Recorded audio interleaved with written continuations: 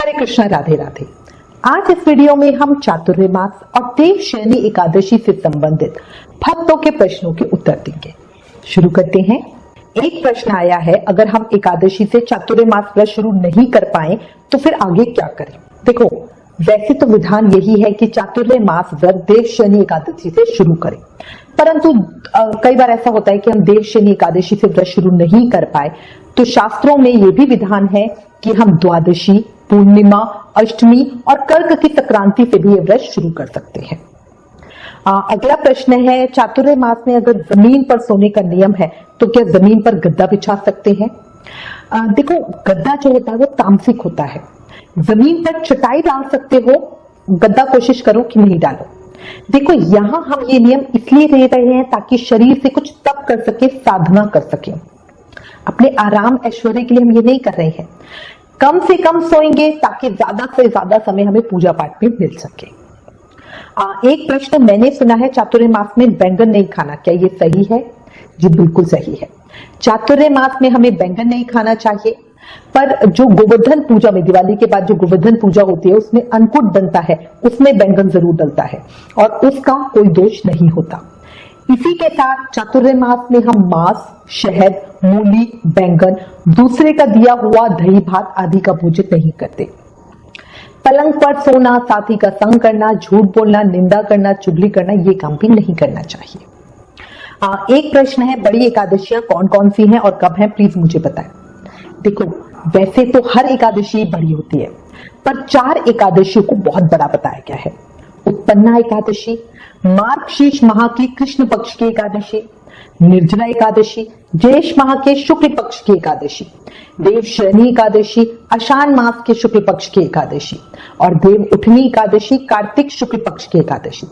इन चारों एकादशियों को बहुत ज्यादा बड़ा बताया गया है। अगर कोई साधक व्रत शुरू करना चाहता है तो वो इन बड़ी एकादशियों से व्रत शुरू कर सकता है, या फिर अगर कोई साधक है जो साल की सभी एकादशियों का व्रत नहीं करता, वो इन बड़ी एकादशियों का व्रत कर सकता है।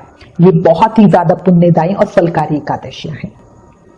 एक अगला प्रश्न आया है, आपने बहुत से नियम दान व्रत बताए हैं, तो क्या वैसे इन 4 महीनों में बिना व्रत नियम के नहीं कर सकते।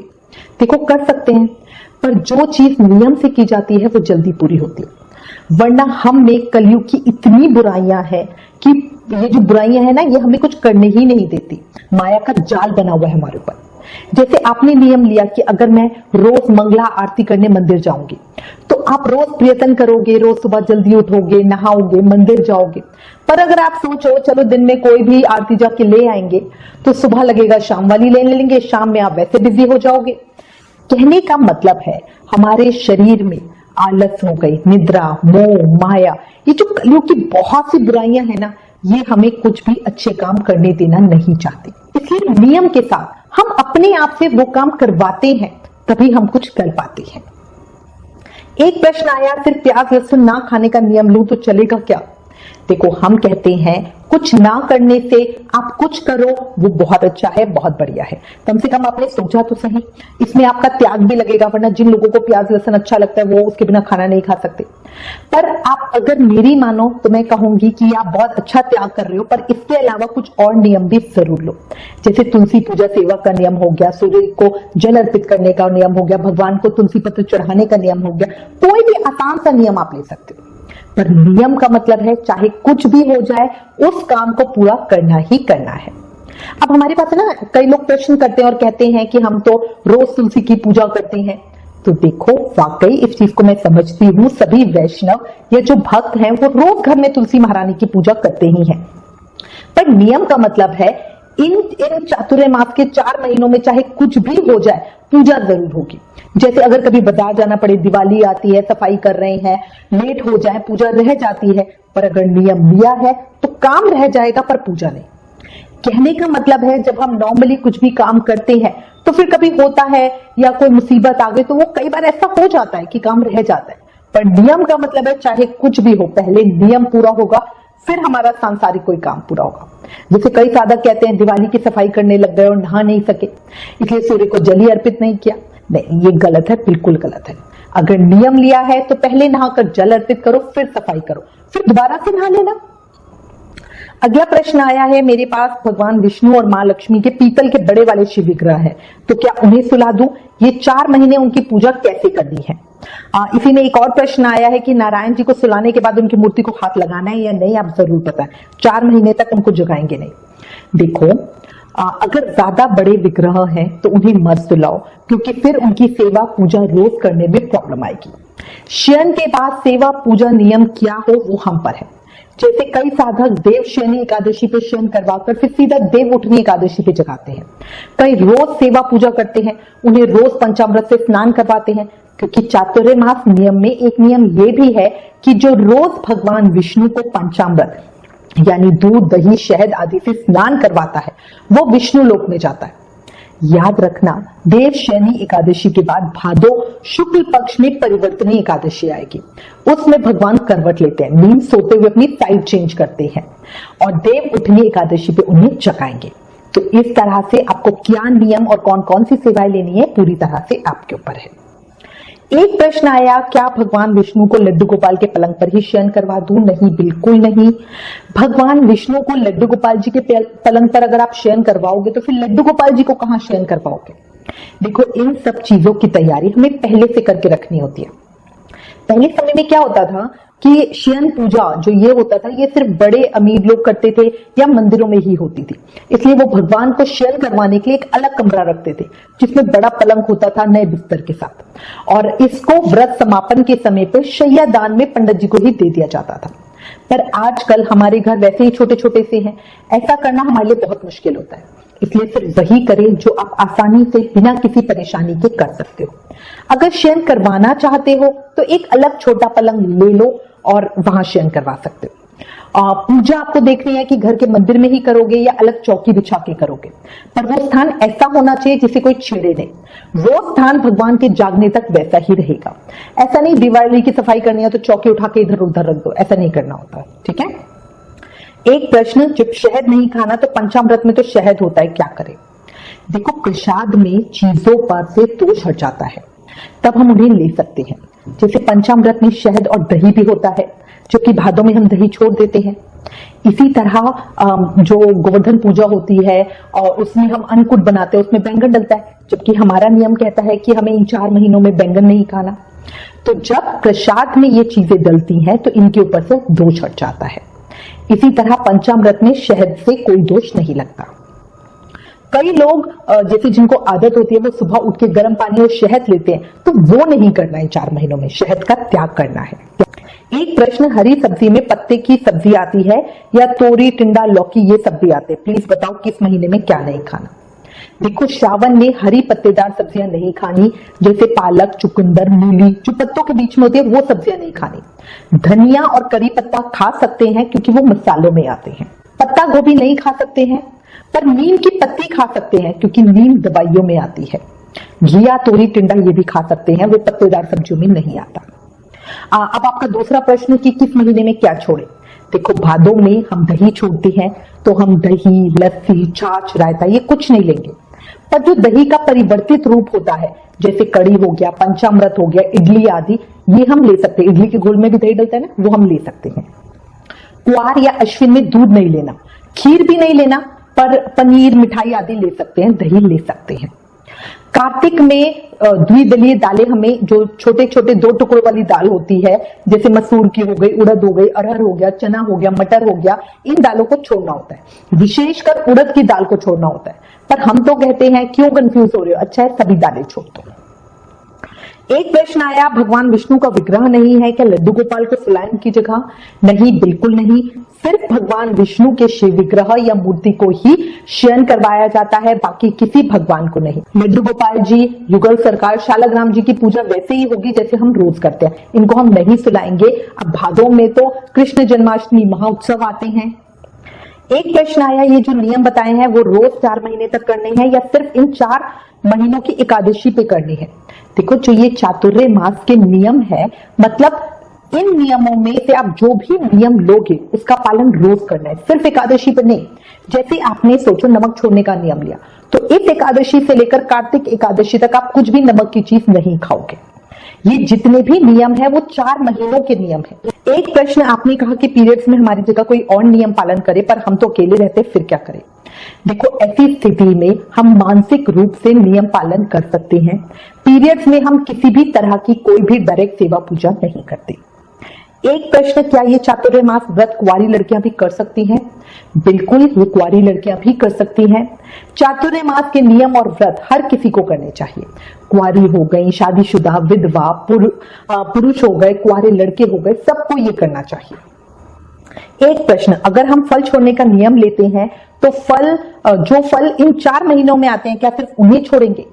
नहीं, अगर फल छोड़ने का नियम है तो फिर आप सभी तरह के फल पूरी तरह से छोड़ देंगे, चाहे वो आपका इंपोर्टेड फल हो या जैसे मतलब बेमौसम के फल भी होते हैं। कहीं से आपको आम मिल जाए, आप बोलोगे भाई ये तो सर्दियों में नहीं आता तो मैं आम नहीं छोड़ूंगी, ऐसा नहीं है। फल का मतलब है फल की कैटेगरी में जो जो चीजें आती हैं वो सब छोड़ दोगे। कई जगह हमें जैसे रायते में कोई पाइनएप्पल का होता है या फ्रूट रायता होता है, आइसक्रीम में फ्रूट फ्लेवर होता है या फ्रूट का जैसे कुछ और होता है, एप्पल टार्ट होती है उसमें एप्पल होता है, ये हम कुछ भी चीज नहीं लेंगे। पर अगर जैसे आप नियम लेते हो कि मैं अपनी पसंद की चीज छोड़ूंगी और आपको एप्पल बहुत पसंद है, सेब बहुत पसंद है, तो फिर आप सिर्फ सेब छोड़ो। कार्तिक एकादशी पर ब्राह्मण को सेब दान करके दक्षिणा, वस्त्र आदि देकर फिर द्वादशी को भगवान को भोग लगा के दोबारा से एप्पल खाना शुरू कर दोगे। एक प्रश्न, छोड़ी हुई चीज का दान कब करेंगे और वापस कब से खाएंगे? देखो, जो भी चीज आप छोड़ रहे हो उसका दान कार्तिक एकादशी को ब्राह्मण को दान, दक्षिणा, वस्त्र आदि के साथ करेंगे और फिर अगले दिन द्वादशी को भगवान को भोग लगाकर वापस से खाना शुरू करेंगे। एक प्रश्न आया, मेरे मंदिर में पीतल के खड़े हुए विष्णु भगवान है, मेरे पास लड्डू गोपाल नहीं है, मैं एकादशी पे उन्हीं की पूजा करती हूँ और घर में छोटा सा ही मंदिर है, क्या करूं? देखो, अगर ऐसा है तो आप शयन पूजा के अलावा कोई और नियम ले सकते हो। देखो, भगवान विष्णु को इस समय में शयन करवाना बहुत ही उत्तम होता है, पर अगर आप ऐसा नहीं करवा सकते तो चातुर्य मास के और नियमों का पालन करो। ज्यादा से ज्यादा नाम जाप करो, भगवान सूर्य नारायण को जल अर्पित करो, तुलसी महारानी की पूजा करो, अपना दिन भगवान की चरणामृत से शुरू करो। इस तरह आप और कोई नियम ले सकते हो। चातुर्य मास के जितने नियम है उनकी हमने एक अलग वीडियो बनाई है, उस वीडियो का लिंक नीचे डिस्क्रिप्शन में है। अगर आपने अभी तक वो वीडियो नहीं देखी तो प्लीज उस वीडियो को भी जरूर देखें और अपनी सुविधा के अनुसार आप नियम ले जिन्हें आप आराम से कार्तिक एकादशी तक निभा सकते हो। एक प्रश्न आया, गृहस्थी में इतने नियम कैसे करें? मैं सिर्फ एकादशी व्रत करती हूँ, कृपया कुछ ऐसा उपाय बताएं जिससे मैं बिना परेशानी के आसानी से चातुर्य मास का नियम ले सकूं। देखो, गृहस्थी में सारे नियमों को निभाने को नहीं बोला, आप वो नियम लो जो आप आसानी से बिना परेशानी निभा सको। जैसे गीता पढ़ने का नियम हो गया, रोज 1 घंटा भजन का नियम हो गया, ज्यादा माला जाप का नियम हो गया, अपनी कोई पसंद की चीज छोड़ने का नियम हो गया। मतलब इस तरह का करो जो आप आराम से कर सकते हो। हाँ, यहां मैं एक चीज क्लियर करूंगी, पसंद की चीज छोड़ने का मतलब है जो आपको वाकई पसंद हो। जैसे एक एग्जांपल बताती हूँ, मुझे राजमा चावल बहुत पसंद है, पर राजमा आप सोचो महीने में कितनी बार बनते हैं? 1 बार मुश्किल से। अब अगर वो मैं छोड़ने का नियम लूं तो मेरे जिंदगी में ज्यादा कुछ फर्क ही नहीं पड़ेगा, मुझे ज्यादा कुछ फर्क ही नहीं लगेगा।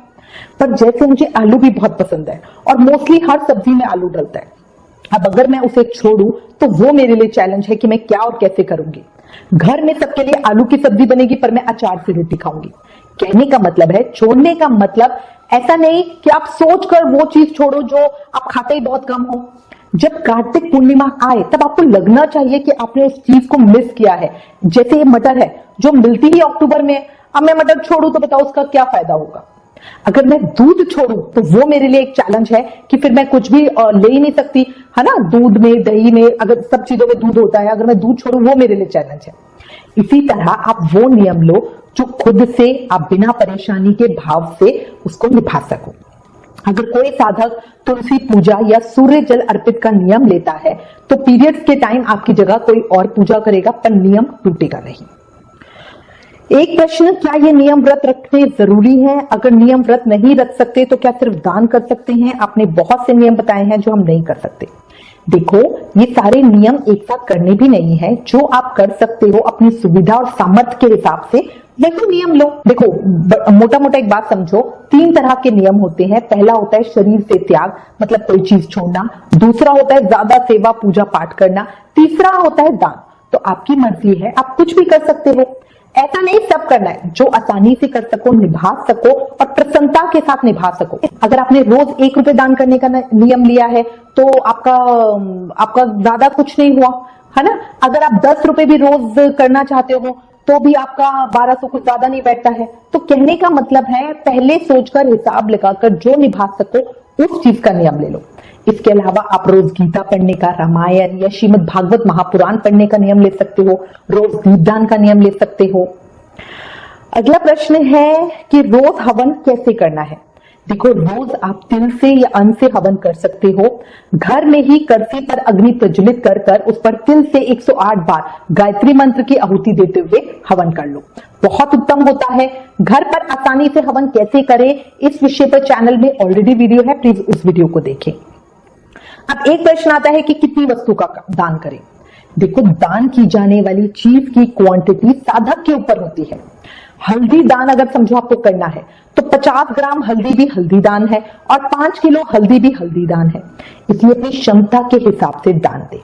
ऐसा भी ना करें कि आप बहुत संपन्न हो, आय बहुत अच्छी है, पर फिर भी बहुत थोड़ा सा दान दो, ऐसा भी मत करना। शास्त्रों में विधान है अपनी आय का हमें 25% दान के लिए रखना चाहिए, पर अगर इतना ना करो तो अपनी आय का कम से कम 10-15% तो दान करो।